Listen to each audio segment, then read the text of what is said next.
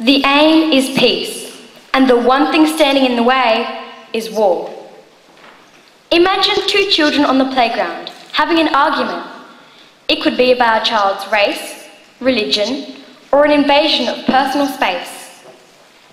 The children have two options on how to solve this.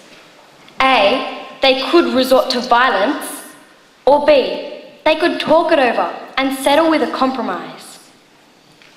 When the children of today grow up, some of them will become leaders of the world. Some leaders are overcome by the power they have and become corrupt, sending their country into poverty.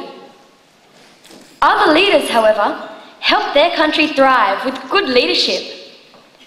A good example of two such leaders are Nelson Mandela and Robert Mugabe. Former President Mandela has helped his country, South Africa, by campaigning for peace throughout the presidential elections and continuing this campaign throughout the whole time he was president.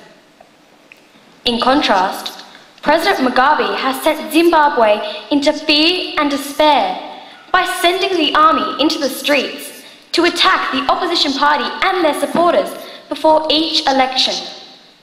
Can you imagine being attacked just for having your own personal opinion?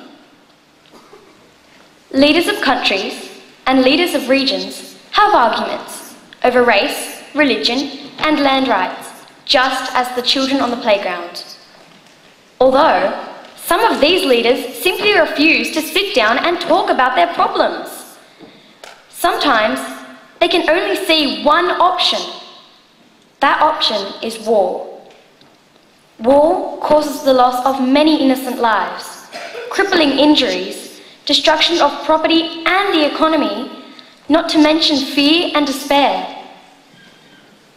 There are so many more ways to solve disputes without fighting. A good example of non-violent resistance is Mahatma Gandhi, who led the Indian people to independence from Great Britain.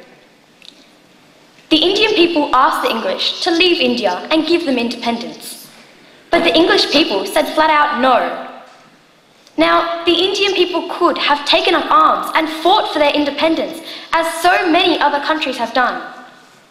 But instead, with Gandhi's leadership, they managed to solve their problems peacefully.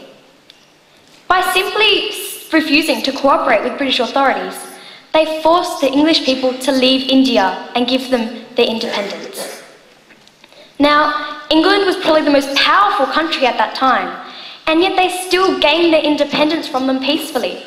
Now this just shows that we do have power without violence. I believe that there are so many more ways to solve disputes without fighting, although sometimes our leaders just don't see them. We have to take matters into our own hands and stand up for what we believe in. I believe that peace starts in the heart. If we're at peace with ourselves, then we can truly be at peace with others. Why take up arms when we could extend the hand of friendship? Why watch them fight when we could be peacemakers? Why war when there's peace? Back on the playground, the children have decided how to solve their problems. Instead of resorting to violence, they've decided to talk it over, try and understand each other, and settle with a compromise. These are the best leaders of tomorrow.